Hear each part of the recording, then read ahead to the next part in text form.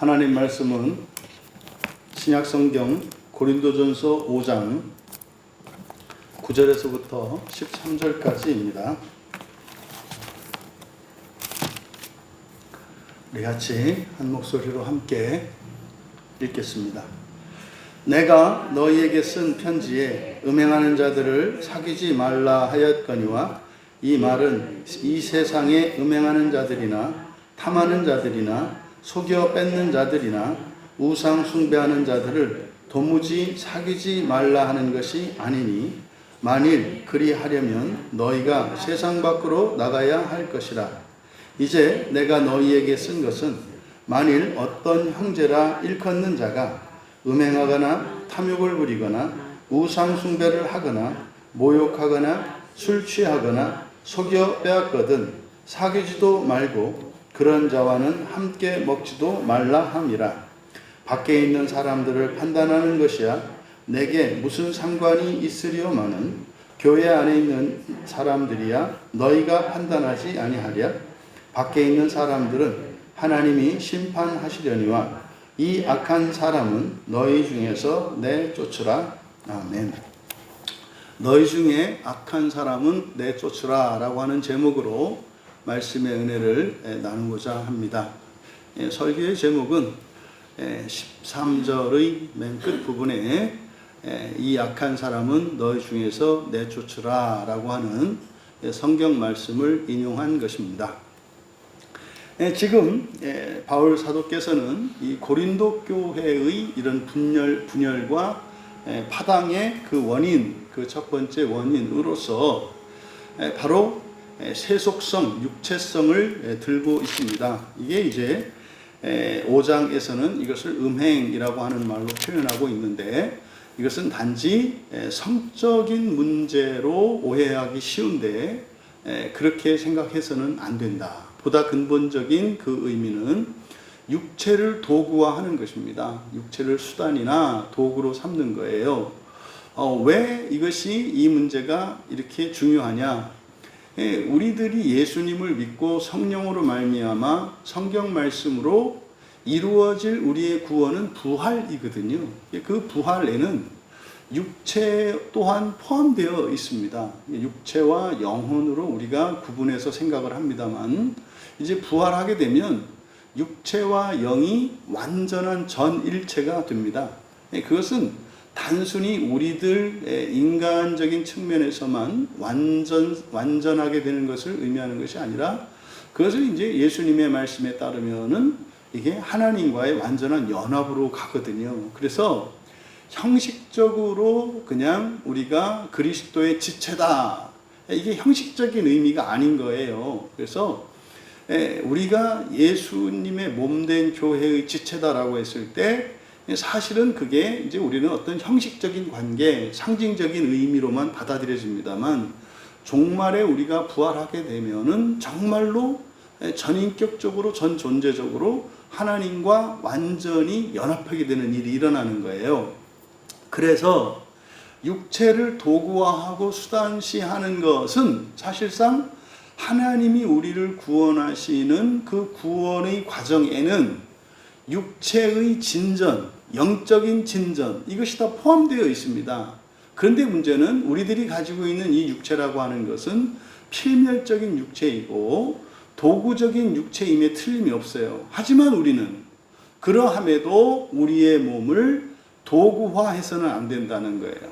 그래서 죽음으로 끝나는 우리 이 육체가 한시적인 그런 재질로 되어진 것임에는 틀림이 없습니다만 우리의 인간에 대한 이해, 다시 말해서 우리가 사람에 대한 이해를 영과 육으로 나누는데 이 우리가 입고 있는 이 육체는 한시적인 육체이고 언젠가는 썩어질 것이면 틀림없지만 그렇다 그래서 우리의 몸에 대한 생각을 그렇게 하면 안 된다는 겁니다. 그렇게 하는 생각이 이제 영지주의라고 하는 헬라 철학의 영향을 받은 그것이죠. 그래서 바로 교회 안에서 놀라운 하나님의 은혜가 부어지고 심지어는 그 성도들에게 놀라운 이런 은사들이 부어졌음에도 불구하고 왜 교회의 분열이 일어나는가? 뭐 한마디로 이야기하면 부활을 목표로 신앙생활하지 않는다는 거예요. 부활을 목표로 하지 않기 때문에 어떤 일이 일어나는 겁니까? 세속화되어지고 육체화되어지는 거죠. 그래서 하나님이 놀라운 은혜를 주셨음에도 불구하고 이제 온 세상을 구원하고 이 세상의 시대 정신을 바꾸고 이런 세계관을 넓혀가는 쪽으로 교회가 사명을 감당하는 것이 아니라 이제 세상에 있는 어떤 집단, 어떤 많은 종교들 가운데 한 종교와 다르지 않은 그런 세속화의 문제를 바로 이 육체성에 두고 있는 겁니다. 그래서 5장에서 다루고 있는 이 음행의 문제는 어떤 성적으로 타락하고 이런 개념이 아니다. 이때 시대상으로는 바로 이런 성적인 문제가 우상을 숭배하는 것과 또 이 세속성이 이 성의 문제로 이때 당시에는 나타났지만 오늘날은 그렇지 않다는 것을 기억해야 한다. 그렇다고 해서 어떤 이 성의 도덕적 순결이나 이것을 같이 평가절하하는 것은 아닙니다. 중요한 것은 핵심이 바로 육체의 도구화에 있다는 것. 자, 그런데 오늘 우리가 읽은 이제 9절에서부터 이 13절까지의 이 내용, 여기에는 똑같이 이제 음행하는 자들이 나옵니다. 그런데 여기서 음행하는 자들과 1절에서 이야기했던 이 음행의 문제, 전혀 다른 단어를 쓰고 있어요. 1절에 사용한 이 음행이라고 하는 단어는 포르네이아라는 말인데 이것은 육체를 돈벌이 수단으로 삼는 거라고 그랬죠. 또 육체를 심지어는 신앙의 어떤 도구로 삼는 것. 그런 거 있지 않습니까? 불교에 가면은 공양이라는 게 있습니다. 공양이라고 하는 것은 그 부처님의 은덕을 받기 위해서 자기가 이제 덕을 쌓고 공을 쌓는 것인데 이렇게 쌀이나 음식이나 이런 것을 가지고 돈을 가지고 시간을 가지고 여러 가지 방식으로 이제 공양을 합니다. 그게 이제 우리 기독교식 용어로는 헌신이겠죠. 그런데 불교에도 상당히 높은 차원의 이 공양 방식이 있어요. 그게 뭐냐면 살신 공양이거든요. 단지 공양 또는 살신, 마지막은 뭐냐면 뭐 등신불이라는 거 있지 않습니까? 사람의 몸 전체를 부처님께 공양하는 거예요. 인신제사와 같이. 이것은 제사는 하지만 자기의 말하자면 구원을 위해서 자기의 몸을 태우는 겁니다. 이게 이제 사실은 불교에서 하는 공양의 최고봉이라고 할 수 있거든요. 근데 그것만 있는 게 아니라 온갖 고행도 공양의 한 방식입니다. 이것이 바로 이 음행의 음행 안에 다 들어가는 겁니다. 사람의 몸은 그 어떤 목표를 위한 도구나 수단이 될 수 없다. 그래서 고행이나 금욕을 어떤 목적을 이루는 수단으로 삼는 것은 이건 음행에 속하는 거예요. 그러니까 조심해야 합니다. 그래서 이제 우리들이 죽기를 각오하고 하는 금식 기도나 이런 것들이 잘못하면 음행이 될 수 있어요. 뭐겠습니까? 하나님의 생각을 바꾸기 위해서 하는 거야. 글쎄요, 나를 괴롭게 함으로써 하나님 아버지의 마음을 아주 애타게 만들어서 이거 안 해주면 내가 죽겠다. 둘 중에 하나 선택해라. 이게 이런 것도 음행의 한 방법이라는 거. 그래서 지금 여기서 다루고 있는 이 음행의 문제, 이것은 바로 1절에서 지금 고린도전서 5장에서 얘기했던 음행, 1절에서 제기한 이 포르네이아라고 하는 것은 돈이 되었든 그것이 명예가 되었든 아니면 종교적인 목적이 되었든지 간에 몸 자체를 도구화하는 것, 수단시하는 것, 이게 지금 여기서 다루고 있는 주제예요. 그런데 지금 9절에는 음행하는 자들을 사귀지 마라. 이제 뭐 설교의 제목이 악한 사람을 내쫓으라 이렇게 되어 있습니다만, 이 악한 사람이라는 게 바로 여기서 음행하는 자들, 9절에 있는 음행하는 자들이거든요. 그런데 1절에 사용된 음행이라고 하는 이 단어는 여성 명사예요.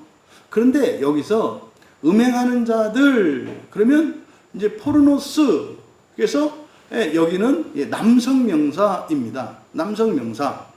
그러면 이제 복수형으로 썼으니까 이제 음행하는 자들이라고 이야기한 거예요. 그래서 이거는 실천적인 겁니다. 그래서 1절에서부터 8절까지 이야기했던 것은 교회, 이제 교회가 이제 여성으로 주님의 신부로 되잖아요.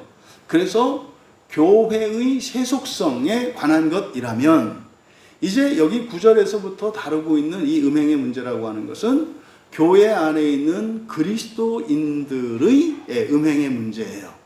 이것을 이제 구분을 해야 된다. 그런데 여기서 이 음행하는 남자들이라고 하는 이것은 바로 앞에 고린도전서 3장 1절에서는 육신에 속한 자, 사르키노스, 그래서 아주 그 성격이 육체성을 가진 육체적인 인간. 그래서 이거는 육신에 속한 자가 맞아요. 그 단어 자체가. 또 앞에 4장에서는 교만한 자로 번역되어 있습니다만 그게 이제 교만한 자가 아니라 PCO의 분사형이니까 헛바람 든 사람들이라 그랬어요. 헛바람 든 사람들.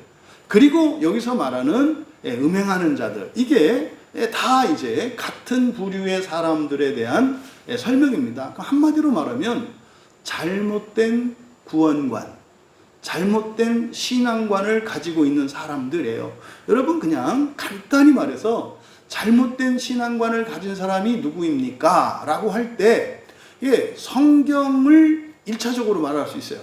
오직 성경만을 구원의 계시로 믿고 따르는 것과 성경을 포함한 다른 무엇, 심지어는 성경이 아닌 다른 무엇을 구원의 계시로 받아들이는 것, 이 기준. 그래서 성경을 기준으로 해서 바른 신앙과 잘못된 신앙을 우리가 생각할 수 있습니다.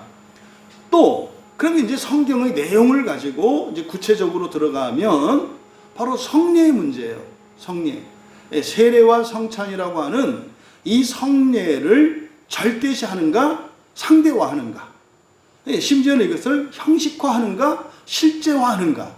그래서 이 성례를 가지고 우리가 그 사람의 신앙을 우리가 구분할 수 있습니다. 사실은 이 얘기들은 뭡니까? 뭐 바른 교회의 표지에 대한 얘기들이잖아요.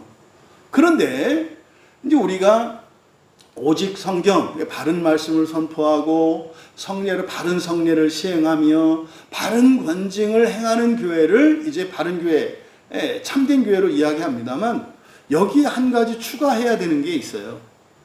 구원에 관한 바른 진리인데 이것이 뭐냐면 하나님 나라와 첫째 부활의 구원을 믿느냐 믿지 않느냐, 이게 빠져 있습니다. 왜냐하면 우리들이 가지고 있는 개혁주의 교회론에서 바로 바른 교회에 대한 이 세 가지 어떤 기준이라고 하는 것은 로마 캐톨릭의 구원관을 계승하기 때문에 로마 캐톨릭이 가지고 있는 구원관은 무천년주의적 종말관 하에 입각한 구원관이에요. 그래서 부활의 그림이 흐릿합니다. 흐립니다. 그러니까 그 천주교에서 하는 구원이라고 하는 것은 사실상 성경에서 이야기하는 첫째 부활과 하나님 나라에 대한 계시가 가려져 있습니다. 그러니까 우리 개혁주의도 어쨌든 천주교의 전통 하에서 일어난 것이기 때문에 개혁되어지고 바로잡힌 것도 있습니다만 개혁되지 않고 여전히 오류 가운데 있는 것도 많습니다. 그 가운데 하나가 바로 이 종말관이에요. 그럼 종말관에 따라서 달라지는 구원관이 뭐냐면 바로 첫째 부활과 하나님 나라 구원관이에요. 그러니까요, 개혁주의에서조차 부활했을 때 우리에게 어떤 일이 일어납니까? 대답 못합니다. 대답 못해요. 또 열심히 신앙생활을 잘했을 때 성경에서 우리에게 약속하고 있는 상급이 무엇입니까?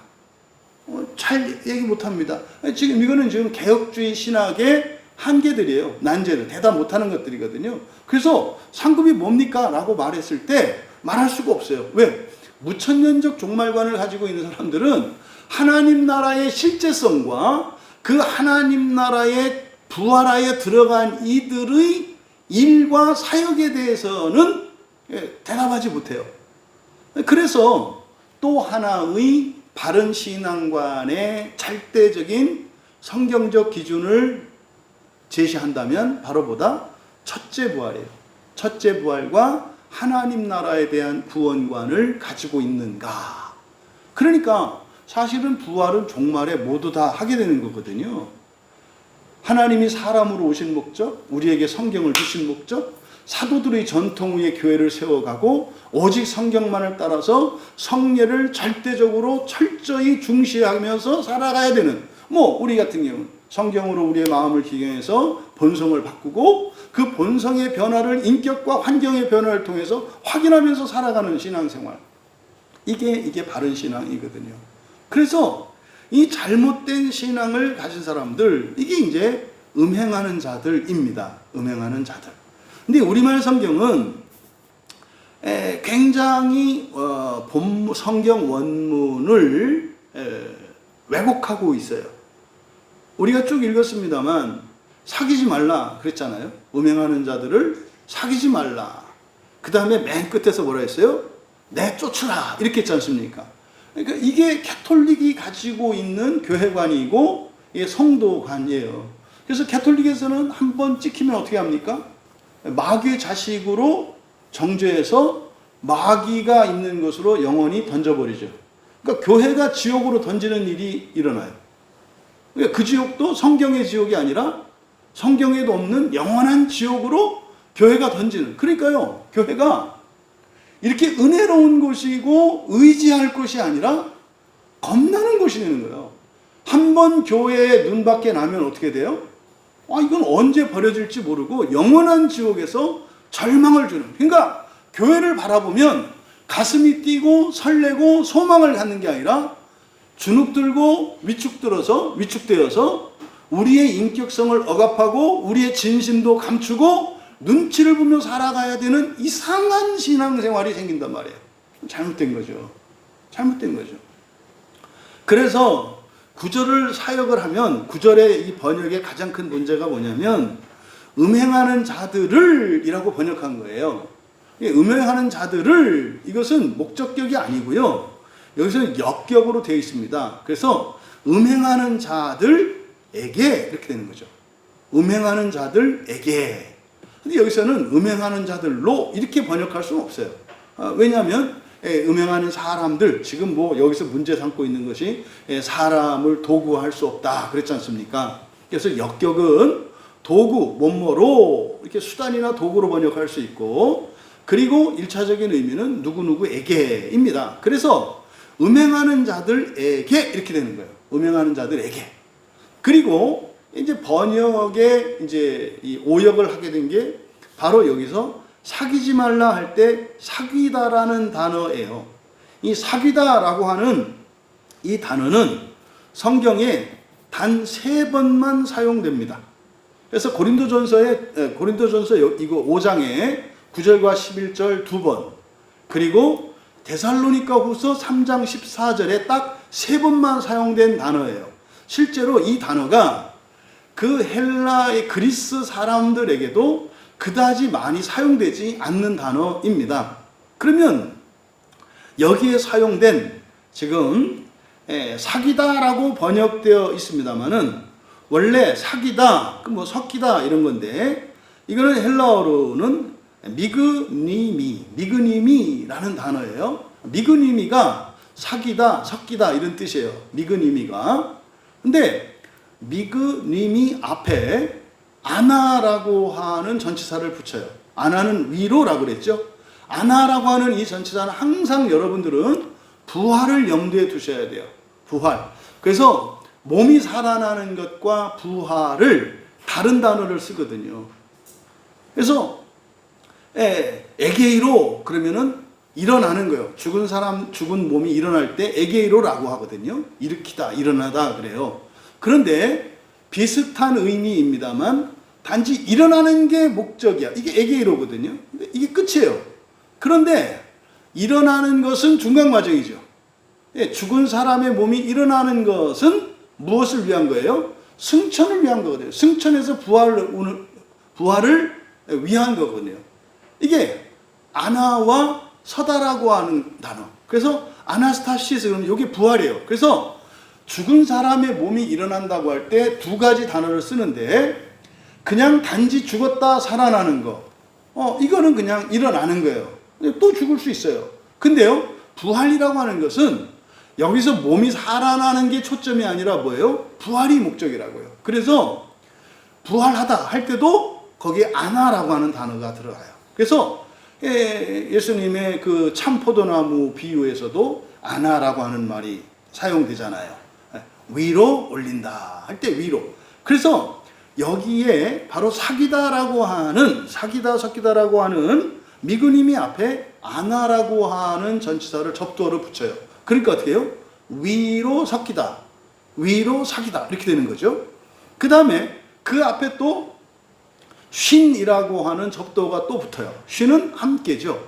그래서 여기에 그냥 사기다라고 번역된 이 단어는 쉰 아나 미그님이, 그러니까 쉰 아나 미그님이라는 단어이고, 이것은 많이 쓰이지 않는 단어입니다. 그래서 여기서 말하는 이 교제, 사귀는 교제, 섞이는 것, 이것은 단순한 교제를 의미하는 게 아니라 무엇이에요?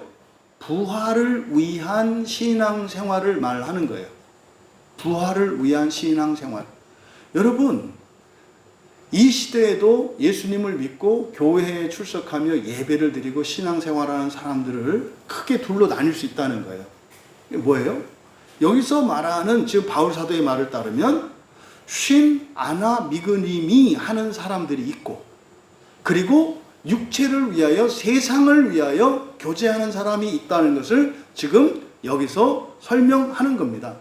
그러면 요 쉰 아나 미그님이라고 하는 이 단어가 구약 성경을 헬라어로 번역한 70인역에 두 번이 사용돼요. 찾아보니까 그 첫째가 에스겔 20장 18절에 사용되거든요.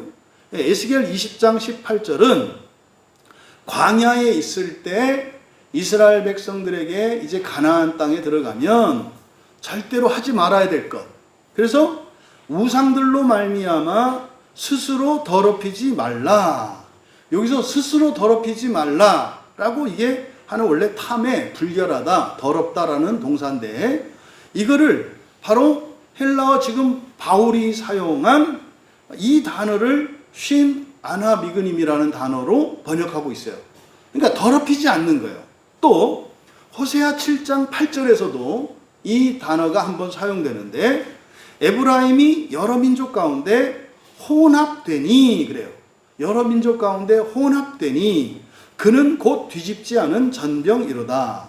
여기서 이제 혼합되다라고 하는, 이게 바로 마찬가지로 에스겔 20장 18절에 우상들로 말미암아서 더럽혀지는 것, 그리고 여러 민족 가운데에서 혼합되는 것, 그러니까 여러 민족 가운데, 그러니까 여러 민족에게 이렇게 되는 거거든요.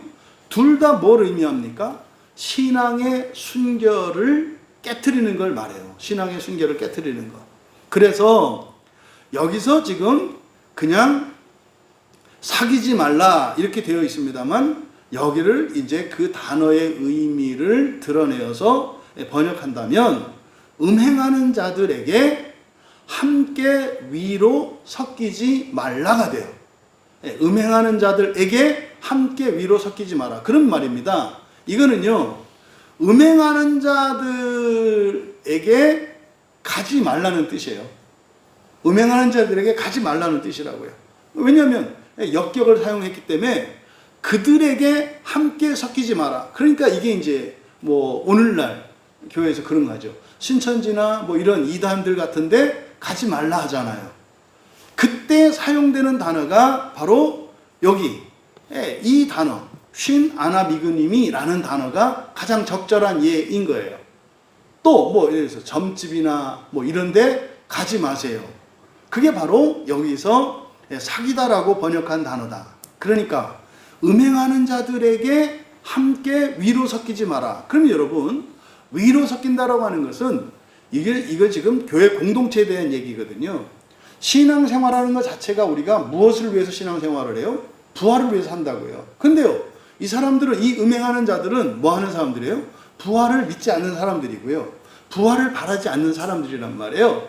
이 사람들과 함께 부활을 논하고 이 사람들과 함께 은혜를 나누는 이런 일들을 하지 말라고 지금 9절에서 이야기하는 겁니다. 근데 여기에 보면 이 9절에 있는 내용은 이전에 썼던 편지라 그래요. 내가 이전에 너희에게 쓴 편지에서 이렇게 말했잖아. 그러면 이 편지가 뭔가에 대해서는 설왕설래합니다만은 말씀드린 대로 쉰 아나미그님이라고 하는 단어가 여기 고린도 전서와 유일하게 쓰인 데가 데살로니가 후서 3장 14절이라고 그랬잖아요. 그러니까 먼저 쓴 편지, 그 편지는 데살로니가 후서가 되는 거예요. 그럼 데살로니가 후서는요, 바로 종말에 관한 거거든요. 그러니까 이게 부활과 관련된 겁니다. 그래서 데살로니가 후서 3장 14절에 보면 누가 이 편지에 한 우리말을 순종하지 아니하거든 그 사람을 지목하여 사귀지 말고 그로 하여금 부끄럽게 하라. 이것도 이제 번역이 사실은 잘못됐거든요. 그러니까 이것도 이제 다분히 우리말 성경 자체가 이제 영어 성경을 기초로 하고 있기 때문에 다분히 로마 캐톨릭의 교리가 많이 반영된 해석들이 들어와 있어요. 하반절을 데살로니가 후서 3장 14절 하반절을 그냥 전체를 직역을 하면 이렇게 됩니다. 만약 누군가가 이 편지에 쓴 우리말에 불순종하면, 여기서 이 편지에 쓴 우리말이라고 하는 것은 종말에 관한 것이에요. 종말에 관한 것이고 부활에 관한 거예요. 불순종하면 함께 위로 섞이지 않도록 그 사람을 지목하라 이렇게 돼 있어요. 그 사람을 이렇게 지목하라는 거예요. 저 사람은 부활을 믿지 않는 사람이야. 이렇게 지목하라는 거예요. 교인 가운데에서 누가 부활을 믿지 않아, 첫째 부활을 소망으로 삼지 않아, 그러면요 교인들로 하여금 알게 하라는 거예요. 그게 데살로니가 후서 3장 14절 말씀이거든요. 그런데 말입니다, 여기서 지금 사귀지 말라고 여기서 이렇게 번역했잖아요. 그런데 데살로니가 후서에 직접 쓴 편지를 보니까 사귀지 말라고 이렇게 한 이 의미가 사실은 뭡니까? 함께 위로 섞이지 않도록 지목하라고 한 거예요. 그 목적이 그러면이에요. 목적이 있어요. 바로 사귀지 말라고 한 이유, 목적을 데살로니가후서 3장 14절에서 밝히는데, 그러면이 뭐예요? 함께 위로 사귀지 않도록 지목하면, 이런 거예요. 지목하면 그가 전향할 것이다. 그러니까 이거는 이 사람을 내치기 위한 게 아니라 이 사람하고 이 사람들과 교제를 금지시킨 목적은 뭐예요? 그 사람들로 하여금 뭐 하도록? 부활신앙으로 돌이키게 하는 게 목적이라고요. 그러니까 다른 편지인 데살로니가 후서, 이게 대략 1년에서 2년 사이, 2년 정도의 시간차가 있는 편지거든요. 그러니까 데살로니가 후서가 먼저 쓰여졌어요.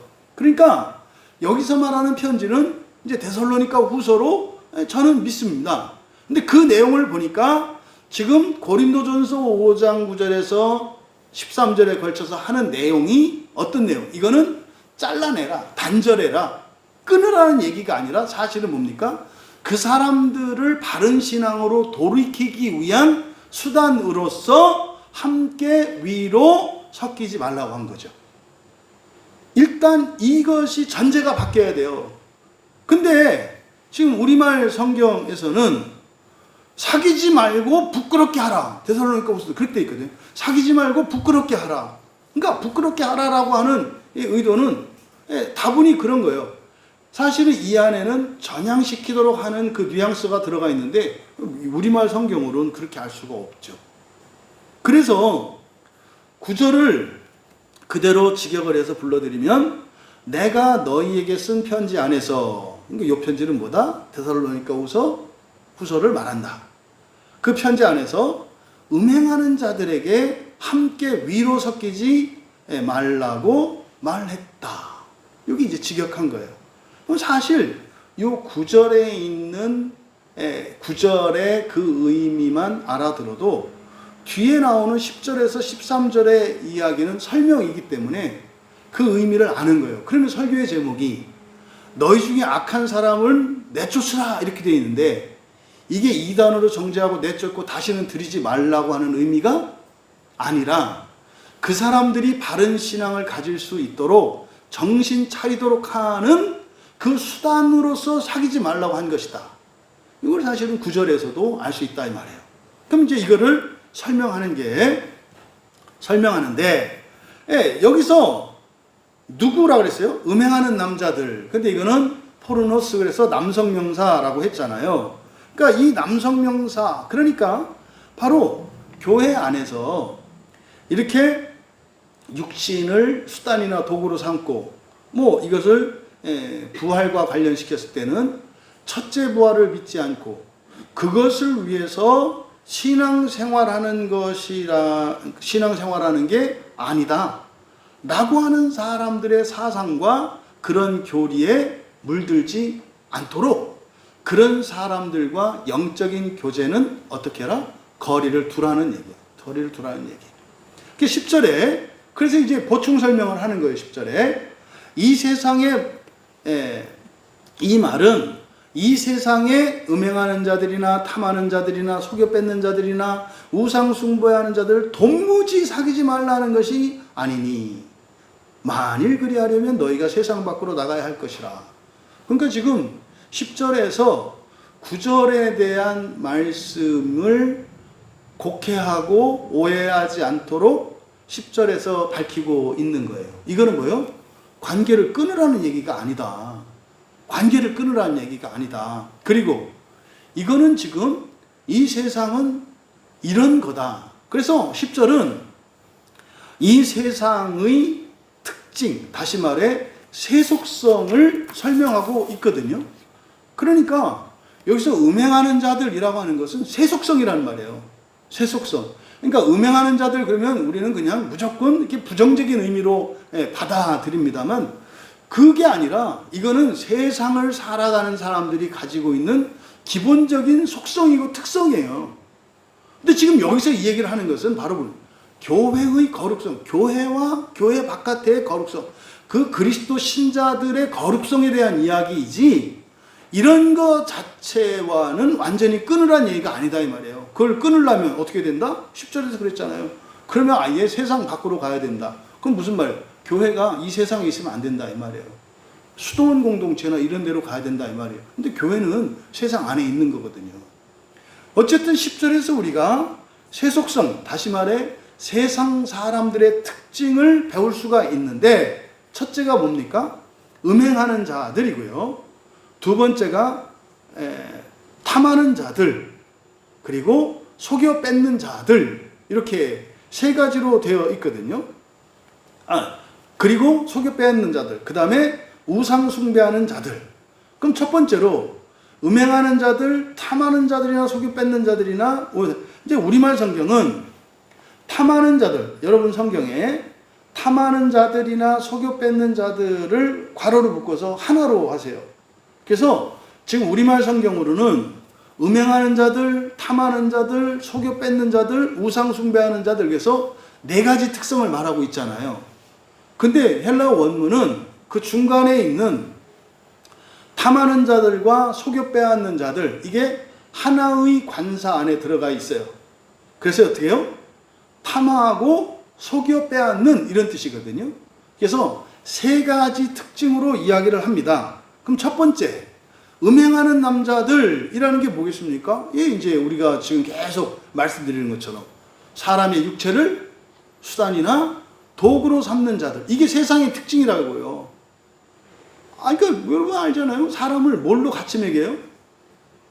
돈을 얼마나 버느냐를 가지고 매기잖아요. 또요, 그 사람이 가지고 있는 외모, 또 그 사람이 가지고 있는 어떤 기술, 실력, 능력을 가지고 사람을 평가하잖아요.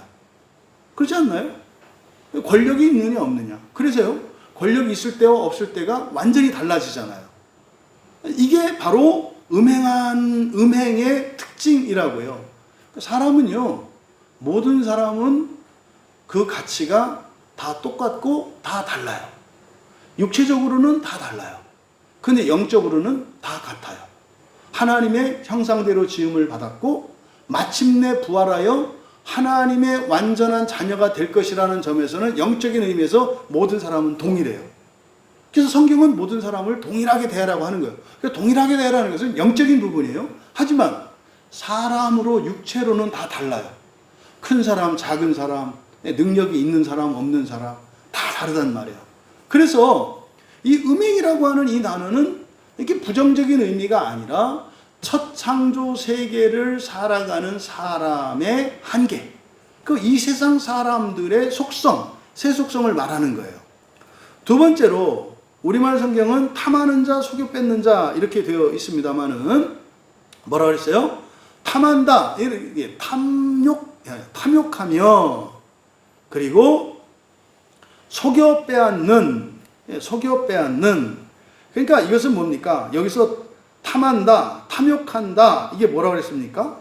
이거는 더 많이 가지려고 하는 거라 했어요. 그러니까 필요 이상으로 많이 가지려는 것을 탐욕이라고 해요. 그러니까 여러분 밥 먹을 때 숟가락, 젓가락 한 벌로 사용하잖아요. 그럼 탐욕하는 사람들 어떻게 하는 거예요? 밥 먹을 때 숟가락, 젓가락을 2개 놓고 먹는 거예요. 그래서 이거를 먹다, 이거를 먹었다, 또 이 젓가락을 먹었다, 이 젓가락을 이런 거예요. 이런 거. 그러니까 여러분들이 오해하지 마셔야 돼요.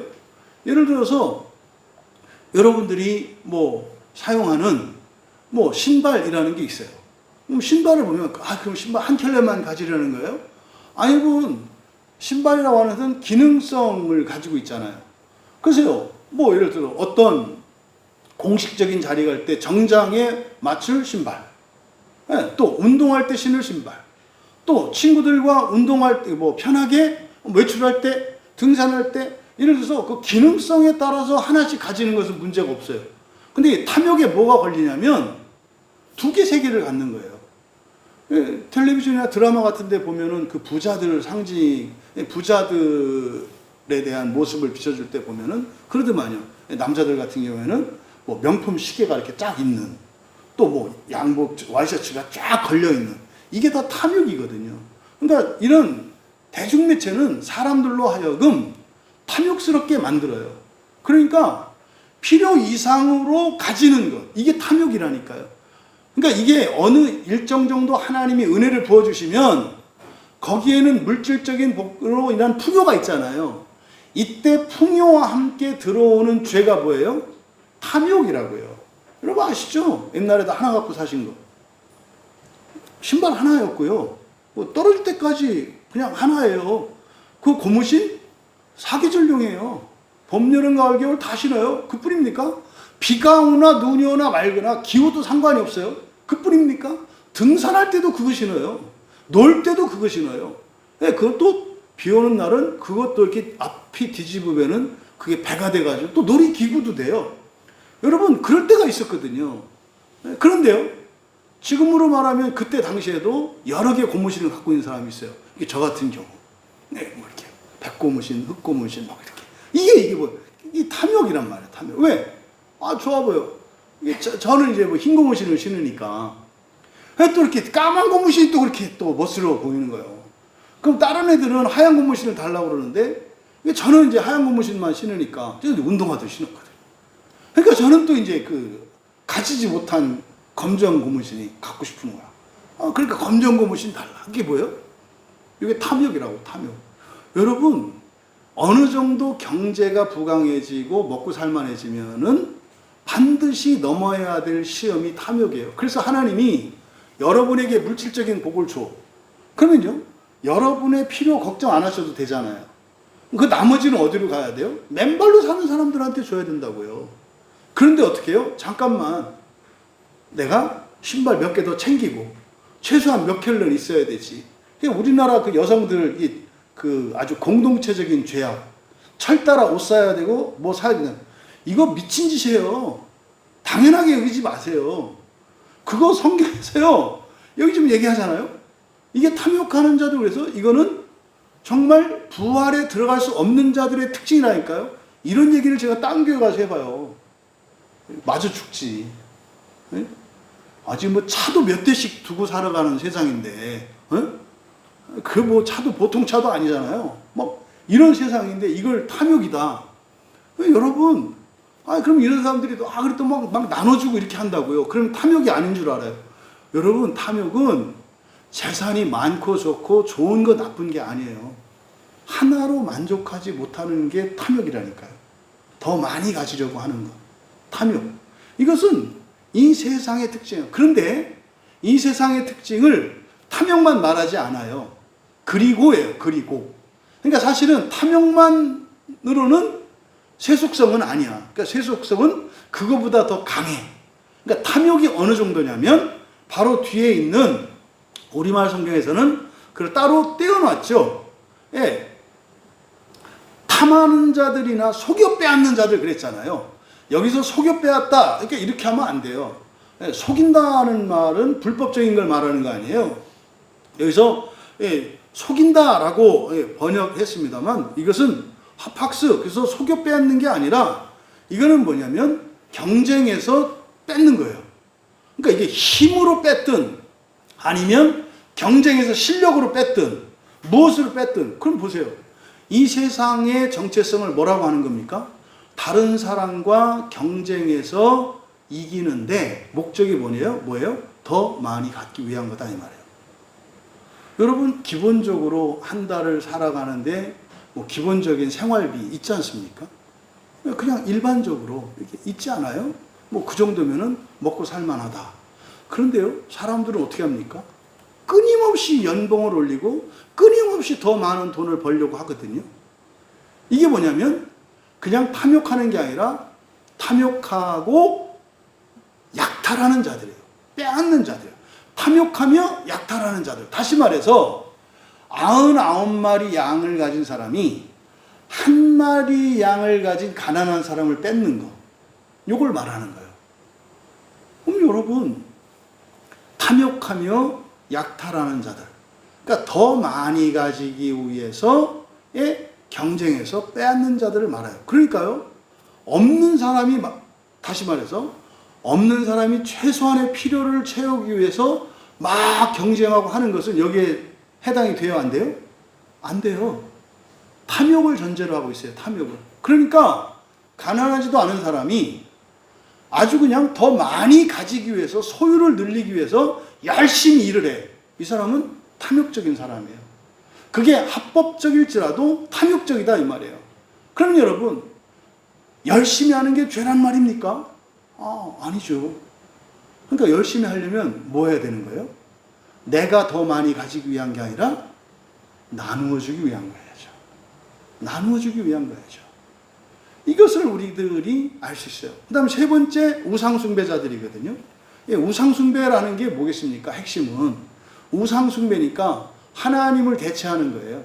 하나님을 대체한다고 할 때 예배의 대상을 바꾸는 것만 생각하시면 안 돼요. 하나님은요, 우리의 예배의 대상인 동시에 사실은 뭡니까? 우리의 목표죠. 그러니까 우상숭배는 단순히 교회만 온다고 해서 우상숭배가 아닌 게 아니에요.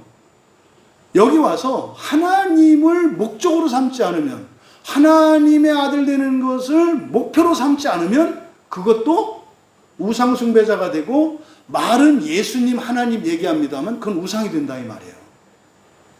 이게 지금 세상의 세속성의 특징으로 이 세 가지를 말하고 있어요. 여기서요, 여러분들의 세속성의 점수를 매겨볼 수 있다고요.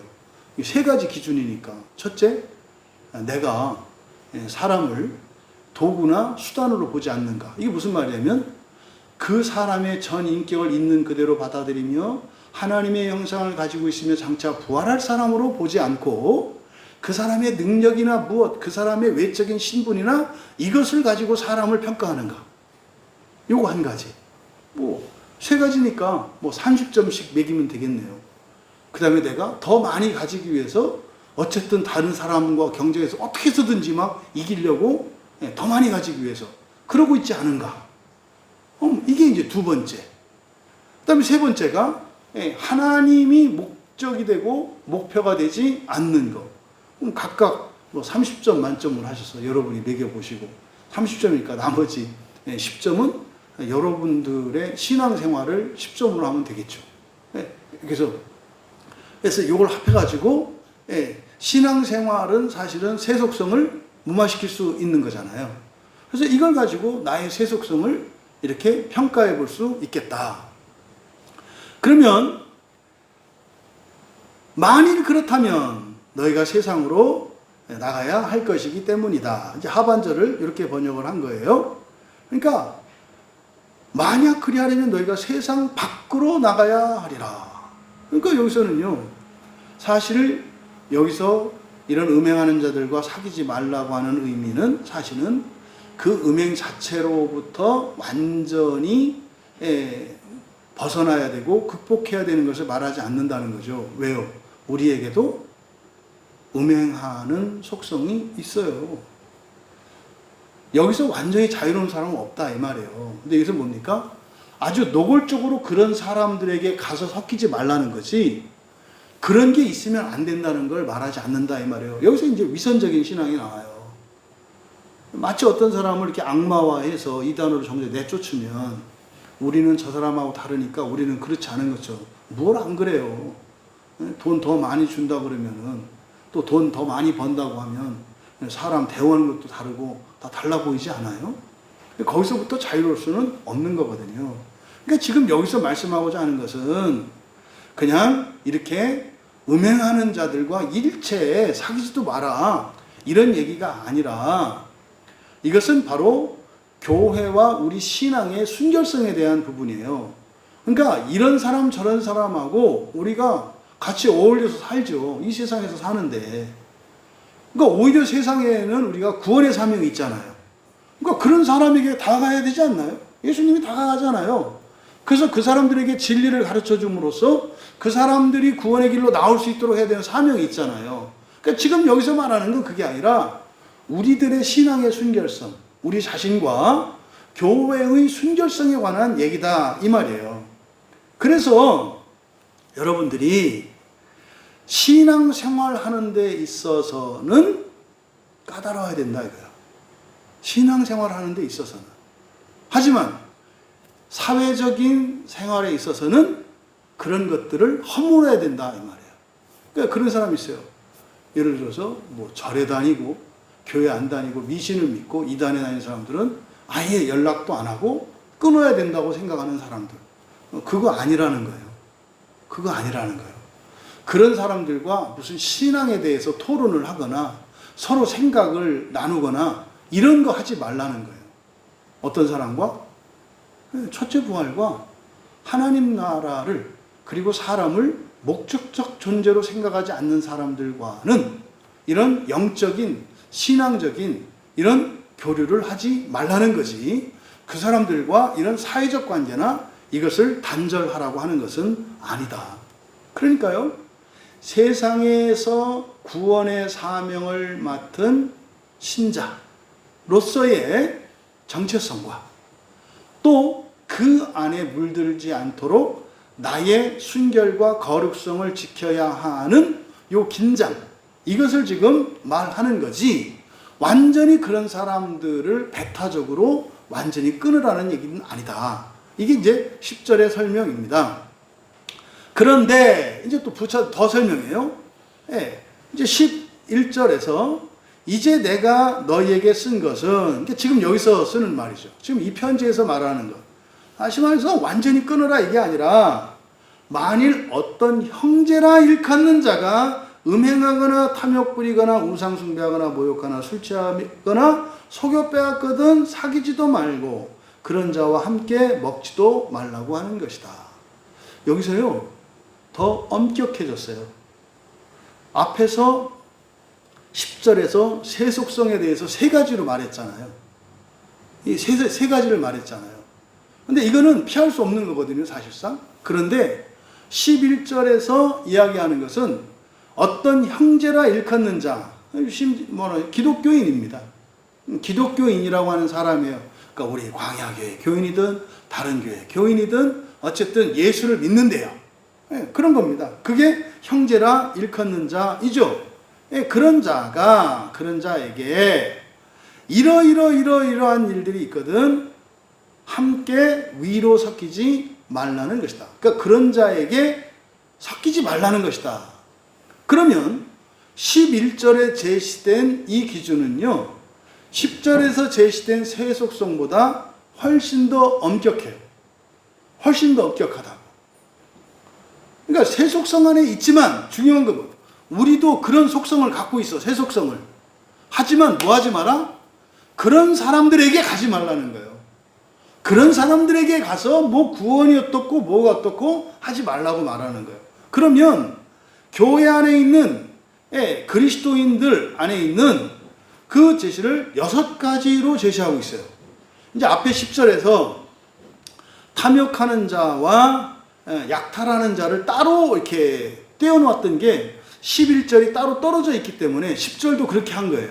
근데 10절은 세속성이에요. 이 세상을 살아가는 모든 사람들이 가지고 있는 공통적인 속성이 10절에서 이야기한 거예요.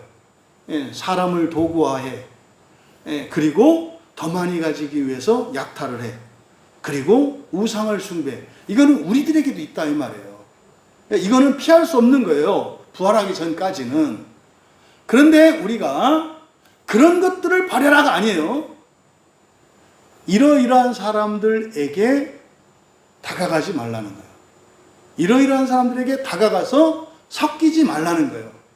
그 사람들 어울리지 말라는 거예요. 그러면 여기서 제시하고 있는 음행하는 자, 탐욕하는 자, 우상 숭배하는 자, 모욕하는 자, 술 취하는 자, 약탈하는 자, 이렇게 6가지로 설명하거든요. 6이라고 하는 숫자가 뭐라 그랬어요? 세속성, 육체성을 말한다 그랬죠. 666이라고 하는 것이 세속성과 육체성을 말한다 그랬죠. 그러니까 여기서 6가지로 설명을 해요. 그러니까 이 6가지는 사람의 도덕성이나 이걸 말하는 게 아니라 사실은 전부 음행에 대한 구체적인 설명이에요. 그런데 11절에서 소개하고 있는 이 6가지의 특성이 바로 앞에 있는 10절의 3가지 속성에서 2배로 늘어났고 또 하나 바로 위에 10절에서 탐욕하는 자, 약탈하는 자를 나누는 이걸 하나라 그랬잖아요, 위에서. 근데 여기서는 따로 떼놨어요. 그러니까 위에서 세 속성은요, 이거 하면 이거 하는 거거든요. 더 심한 거예요. 근데 여기서는 따로 떼놓으니까 어떻게 되세요? 더 강화됐다고요. 그러니까 위에서는 탐욕하며 약탈할 때 여기 세 속성이거든요. 그런데 여기서는 따로 떼놨다고요. 그러면 음행하는 자, 탐욕하는 자, 우상 숭배하는 자, 뭐 하나, 둘, 3가지. 이거는 위에 똑같아요. 근데 여기서 이제 추가로 소개되고 있는 3가지 중에서 한 가지, 약탈하는 자는 위에 있는 거 똑같은 거죠. 경쟁에서 뺏는 거. 그리고 11절에서 들어온 2가지가 뭐냐면 모욕하는 자와 술 취하는 자이거든요. 그러니까 이거는 지금 교회 안에 얘기하는 거예요. 그러니까 교회 안에서는 이 6가지, 음행하는 자, 탐욕하는 자, 우상 숭배하는 자, 그리고 약탈하는 자, 이들에게 다가가지 말라는 거예요. 이들에게는 다가가지 말라는 거예요. 그 다음에 2가지가 모욕하는 자와 술 취하는 자인데, 여기서 모욕하는 자라고 번역된 단어가 로이도로스라는 말이거든요. 이 로이도로스는 비방하는, 모욕하는 이런 뜻이에요. 이게 뭐냐면 쉽게 그 뒷담하는 사람이에요. 다른 사람의 흉보는 사람, 다른 사람의 약점이나 다른 사람의 잘못을 말로 공격하는 사람이에요. 독살스러운 사나운 사람들이죠. 이게 그런데요, 세상 사는 동안은, 세상에서는 이게 굉장한 힘을 가져요. 누군가가 실수했잖아요. 계속 그거 얘기하는 거예요. 뭐라고 하면은 옳은 소리를 해도, 너 지난번에 뭐 했잖아. 너나 자네. 너 이것도 못하잖아. 이게 지금 로이도로스라고 하는 이 말은요, 세상 이 사회에서는 사람들보다 우위에 설 수 있는 이 권모술수의 아주 탁월한 방법이거든요. 교회에서는 이거 하지 말라는 거예요. 여러분은 뭘 잘해요? 어떤 사람은 뭘 못해요? 이렇게 했을 때 잘하는 사람이 못하는 사람을 대할 때 나는 잘하는 사람이고 너는 못하는 사람이다라는 의식을 가지고 대하면 여기서 말하는 모욕하는 자예요. 이거 잘 하셔야 돼요. 여러분들이 이제 우리들이 지체들과 이야기할 때 사용하는 말을 잘 보시라고요.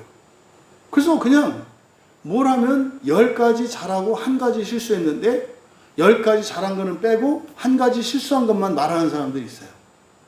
네. 그러니까 실제로 제가 제일 힘들어하는 사람이 뭐 누구냐면 다른 사람의 약점과 허물을 말하는 사람들이에요. 굉장히 힘들어요.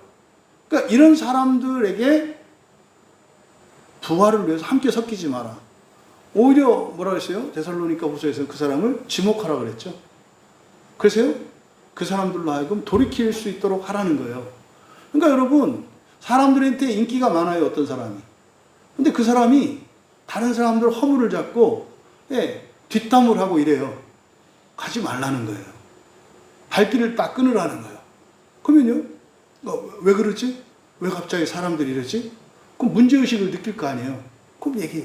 집사님. 사실은 집사님이, 그러니까 다른 집사님들이 집사님을 너무 존경하고 좋아하잖아.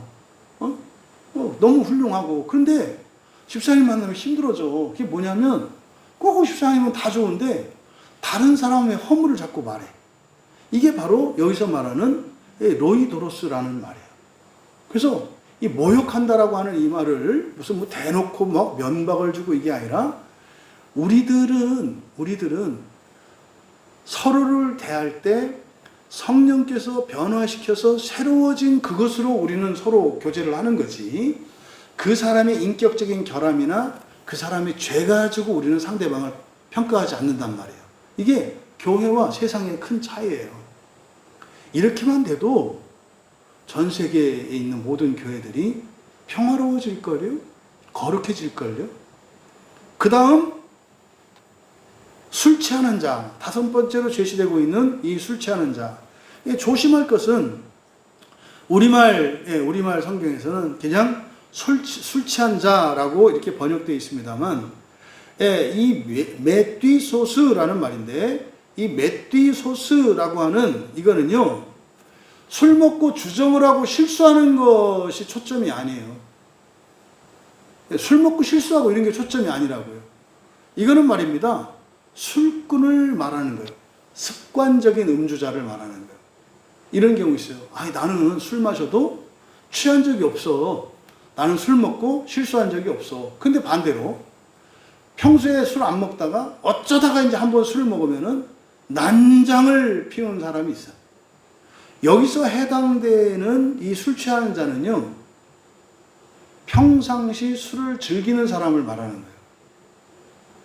술 먹고 난 뒤에 어떤 행실이 아니라고. 근데 지금 교회 안에서도 이 술 문제에 관해서 교인들이 많이 오해하고 있는 게 있어요. 의지가 좀 강하고 이런 사람들은 술을 아무리 먹어도 실수 안 하거든요. 생활에도 별 문제가 없어요. 그러니까 나는 뭐 실수한 적이 없으니까 술을 즐겨 마신다고. 왜? 문제가 없으니까. 그러니까 술 마시는 게 실수하는 것 때문에 마시면 안 된다. 이건 도덕이죠. 여러분, 습관적으로 무엇을 한다는 것은 중독이거든요. 그럼 술을 왜 마실까요? 이유가 있지 않겠어요? 술이 주는 어떤 즐거움이나 위로가 있단 말이에요. 그래서 여기서 술 취한 자라고 할 때 이 메띠소스라고 하는 말은 습관적인 음주자를 가리키는 거예요. 그렇다고 해서 그래? 나는 어쩌다 한 번 먹고 사고 치는 거지. 그런 사람은 그냥 도덕적으로 먹으면 안 되지. 신앙적으로 영적으로 생각할 가치도 없지. 그런 사람은 뭐 아무 사고도 치지 않고 점잖은 매일 먹는 사람도 먹지 말라고 그러는데 그 사람은 한 방에 몰아서 먹으면 괜찮고 매일 먹으면, 그게 아니라 술을 정말 즐기는 것을 말하는 거예요. 여기서 술 취한 자라고 하는 것은, 그래서 결국 11절에서 교회 안에서 신앙 안에서 이런 세속적인 신앙인들에게 다가가서 영적인 교제를 금하고 있는 거예요. 조심할 것은 뭐다? 사회적 관계를 끊으라는 거 아니다. 그러니까 이런 사람들하고는 뭐 해라? 그냥 밥 먹고 차 마시고 놀기만 해라. 그러니까 이런 사람들하고는 시간을 최소한만 보내라. 왜? 이런 사람들하고 시간을 많이 보내게 되면 물들어요. 물든다고. 그 이야기를 하는 거죠. 그래서 지금 10절과 11절의 이 설명을 통해서 우리가 알 수 있는 것은 음행하는 자들과 사귀지 마라 라고 번역되어 있는 이 단어, 그들에게 다가가서 함께 위로 교제하지 마라. 다시 말해 영적인 교제, 신앙적인 교제를 하지 말라는 거지, 이런 단절, 사회적 관계를, 인간적인 관계를 끊으라는 거 아니다. 근데 여기서 지금 제시하고 있는 이게 뭡니까? 사실은 교회의 거룩성과 첫째 부활을 위해서 살아가는 그리스도인들의 최소한의 도덕적 조건으로 제시하는 거예요. 뭔 말입니까? 첫째 부활을 위해서 살아가려는 신자라면 마땅히 해야 된다 이 말이에요. 무슨 말입니까? 여러분들이 누구 뒷담하고 술을 그냥 늘 즐겨. 그리고 경쟁해서 막 이기려고 해. 그래서 이기는 게 목적이야. 또 하나님이 아니라 다른 목적, 부활이 아니라 다른 목적을 가지고 신앙생활을 해. 또 더 많이 가지려고 하는 삶을 그렇게 살아가는 사람들에게 다가가. 또 사람을 목적이 아니라 수단이나 도구로 삼는 이런 사람들, 그런 사람들에게 여러분들이 다가갔을 때 여러분들은 거기에 대해 치러야 될 비용이 뭐라는 거예요? 첫째 부활에서 늦춰질 거라는 거예요. 첫째 부활에서 늦춰질 거라는 거예요. 여러분, 첫째 부활도 말이 첫째 부활이지, 첫째 부활에도 1000년을 첫째 부활로 사는 사람이 있고 900년을 첫째 부활로 사는 사람이 있고 마지막 1분을 첫째 부활로 사는 사람이 있어요. 첫째 부활로 산다는 게 뭡니까? 창조하면서 살아가는 거예요. 창조하면서. 그러니까 여러분들이 부활이 아니라 첫째 부활, 부활과 첫째 부활 나눠야 되고, 첫째 부활에서도 완전한 첫째 부활과 그 끄트머리의 첫째 부활도 구분해야 된다 이 말이에요. 그럼 지금 여기서 말하는 이런 사람들에게 함께 위로 섞이지 말라라고 하는 것은 뭡니까? 이거는 진짜 첫째 부활이죠. 1000년을 꽉 차게 첫째 부활의 삶을 사는 거죠. 이거 뭡니까? 지옥에 0.1초도 들어가지 않는 사람이라고요. 그러니까 여러분들이 그것을 목적으로 하지 않는다면 이렇게 못 살아요. 그러니까요, 내가 첫째 부활에서 1분이라도 늦어져도 된다고 하는 사람은 절대로 여기에서 제시되고 있는 이 6가지를 가지고 하는 사람들에게 다가가지 않을 수 없다 이 말이에요. 왜? 그 사람들이 가지고 있는 어떤 장점들이나 이게 나한테 유익이 되거든. 여기서는요, 좋은 점 빼고 6가지로 제시된 이런 사람들에게는 함께 위로 섞이지 말라 했어요. 잘 기억하세요. 그러니까 우리 광야교회 공동체는 이런 사람들이 없기를 바랍니다. 조심할 것은 뭡니까? 이런 속성은 다 가지고 있다 그랬잖아요. 근데 이게 문제인지 의식하지 못하는 거예요. 오히려 그것을 정당화하는 거예요. 그래서 자기 자신이 그런 사람인 것을 알고 다른 지체들이 집사님 또 그런다 이렇게 얘기하면 어떻게 돼요? 실수 얘기해줘서 고마워 이렇게 하면서 회개하면서 살아갈 수 있는 사람이라면 여기에 해당되는 사람이 아닌 거죠. 그래서 우리의 이런 허물들을 드러내고 그것이 문제인 것을 알고 스스로 회개하기 위해서 하나님께 은혜를 구하며 또 지체들의 이런 지적을 감사함으로 기쁨으로 받을 수 있는 그런 교회 공동체가 되기를 바랍니다. 12절에 왜냐하면 이렇게 되어 있어요. 왜냐하면 밖에 있는 자들을 판단하는 것이 내게 무슨 상관이냐. 지금 우리말 성경에는 왜냐하면이라는 말이 빠져 있는데 2개의 의문문으로 되어 있죠. 밖에 있는 사람을 판단하는 것이 내게 무슨 상관이 있으리요마는 상관없다 이 말이에요. 또 교회 안에 있는 사람들이야 너희가 판단하지 않겠느냐. 그러니까 여기서 말하는 것은 심판하고 판단하는 얘기가 아니라 안다 이 말이에요. 여러분, 교회 바깥에 있는 사람들을 우리가 알 수 있나요? 몰라요. 그런 사람인지 아닌데. 그럼 어떻게 세상 사람들을 다 이 기준을 가지고 하냐 이 말이에요. 그러니까 이것은 이 기준은 어디에만 적용된다? 교회 공동체 안에만 적용된다 이 말이에요. 왜?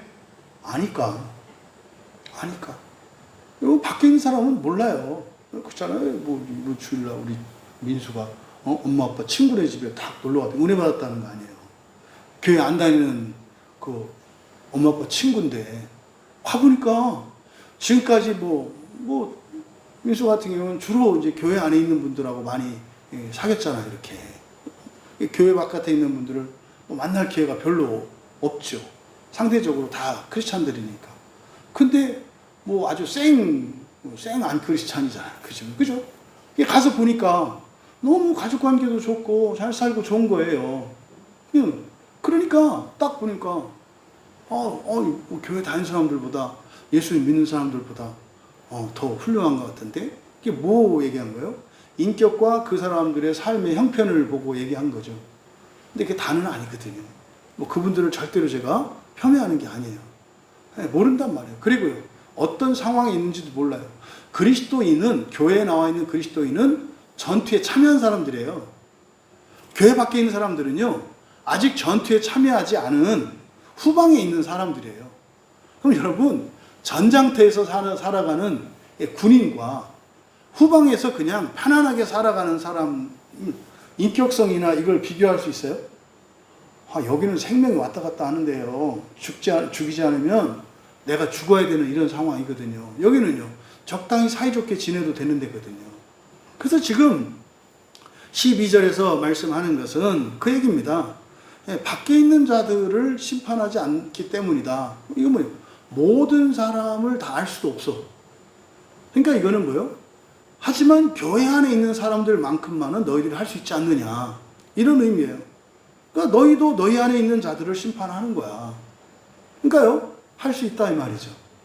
그럼 세상 사람들도 아니고 교회 안에서 이런 세속성을 가지고 그 뜻을 굽히지 않고 살아가려고 하는 사람들, 그런 사람들이 교회 공동체 안에서 편안하면 안 된다 이 말이에요. 안 된다 이 말이에요. 이게 문제가 있네? 아닌가? 좀 달라. 교인들과 나는 달라. 이걸 느껴야 한다 이 말이에요. 끊으라는 게 아니다. 그렇죠? 교제를 해라. 하지만 영적인 거에 있어서 첫째 부활을 믿을 수 있고 안 이런 얘기 하지 마라 이 말이에요. 그리고 얘기해봐야 또 안 믿잖아요. 그러니까 이런 영적인 대화들은 오히려 관계를 악화시킨단 말이에요. 그러니까, 그런 얘기 하지 말고 진짜 우리 그냥 편안하게 직장 얘기하고 돈 버는 얘기 하자. 차라리 이제 이렇게 하라는 거죠. 이어 13절에 밖에 있는 사람들은 이제 그런데요. 그런데 하나님은, 그러니까 밖에 있는 사람들은 하나님이 심판하시려니와, 그러니까요, 이제 바깥에 있는 사람들에 대해서는 하나님이 심판한다, 판단하신다는 거예요. 그래서 그 악한 사람은 누구겠습니까? 교회 안에 있는 음행하는 자들, 세속적인 사람들, 첫째 부활이 목표가 아닌 사람들이죠. 그 사람들은 너희 가운데에서 내쫓으라. 여기서 내쫓으라라는 말에 밑줄 치시고, 여기서 내쫓다라고 하는 이 단어가 우리말로는 그냥 내쫓는 거잖아요. 그러니까 교회 안에서 지금까지 조금만 잘못하고 틀리면 이단인의 문에서 막 내쫓는단 말이에요. 왜? 성경에 이렇게 돼 있으니까. 그래서 헬라어 원문 성경을 기준으로 해야 되는 게 이런 것 때문에 그래요. 내쫓는다 그럴 때 완전히 내쫓는 게 있고요. 그 다른 의미로 내쫓는 게 임시방편으로, 예를 들어 부모님이 야단치기 위해서 너 그래? 엄마 아빠 말 안 들어? 그럼 너 그러면 엄마 아빠 자식이 아니네. 그럼 안녕하세요. 우리 식구 아니시군요. 근데 왜 우리 집에 오셨어요? 손님 나가시죠. 그래서 일부러 교육상 아이를 문 열고 밖에 내놓는 거지. 그럼 예 안녕히 가세요 하고 문 닫아버리는 거지. 이거는 내쫓은 게 아니죠. 가족이 무엇인지를 가르쳐주기 위한 교훈적 목적이잖아요. 여기서 내쫓다라고 번역한 그 단어가 그런 단어예요. 에크와 아이로의 합성어예요. 이 아이로라고 하는 단어는 위로 올린다 그랬죠. 위로 올린다. 이게 중요한 단어라니까요.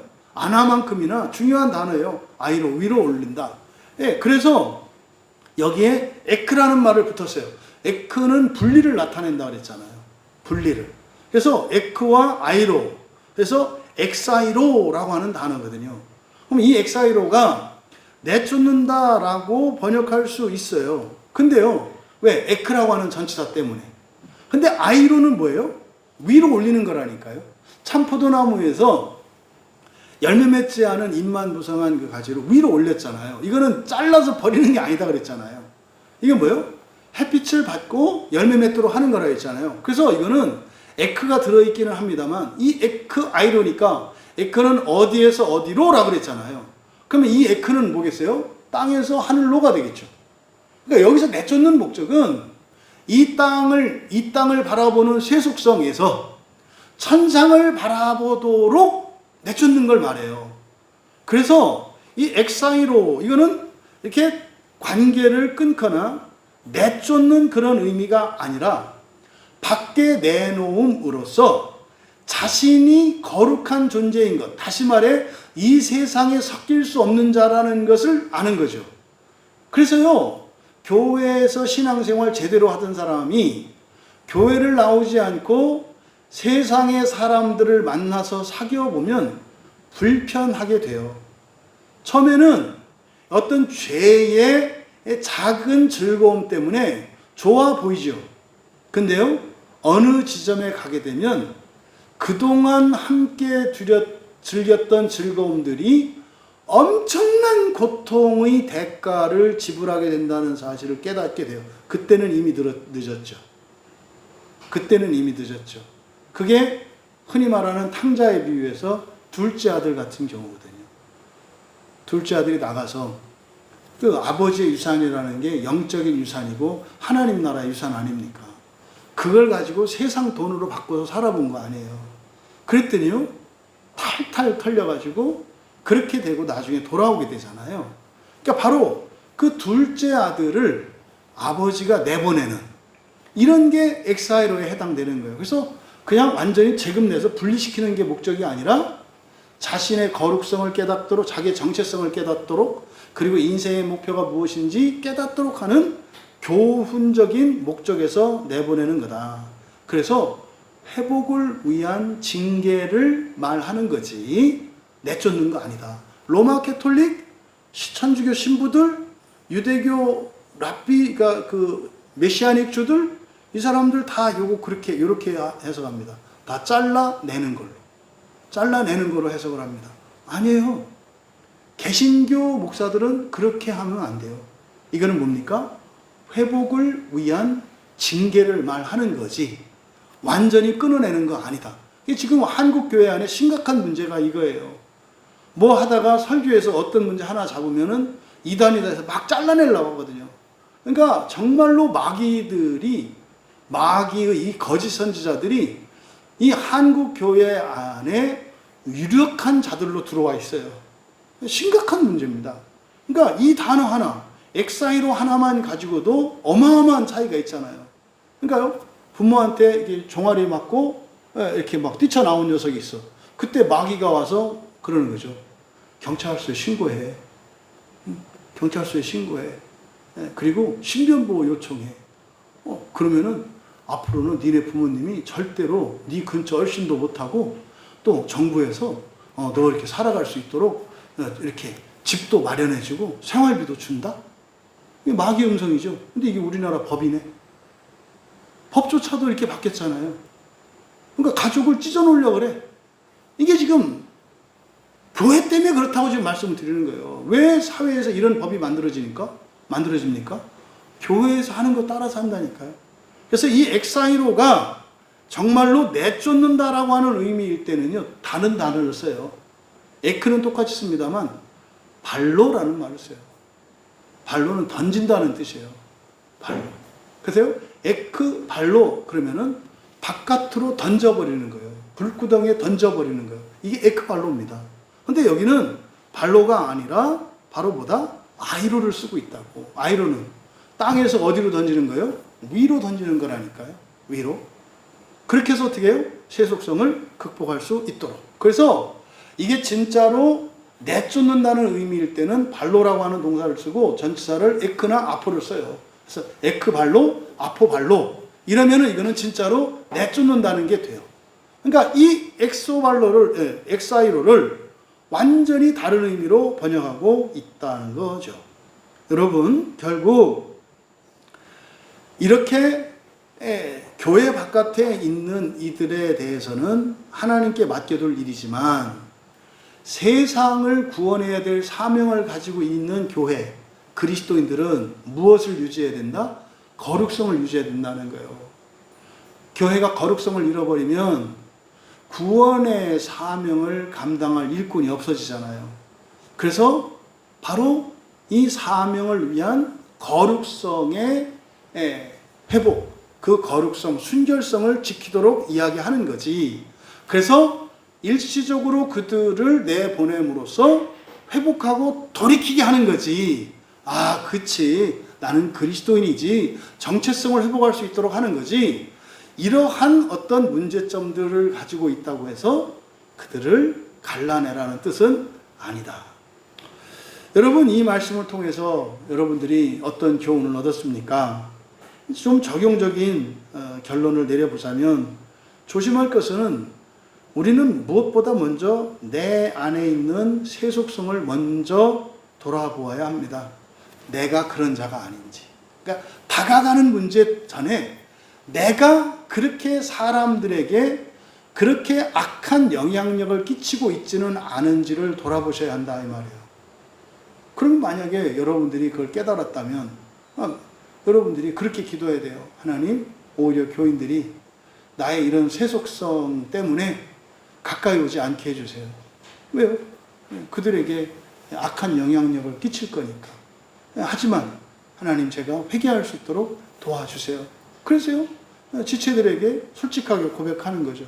사실은 제가 되게 이렇게 세속적이고 육체적인 게 있어요. 그래서 말을 하거나 행동을 할 때 이런 실수가 있을 수 있는데 그런 때는 얘기해 주세요.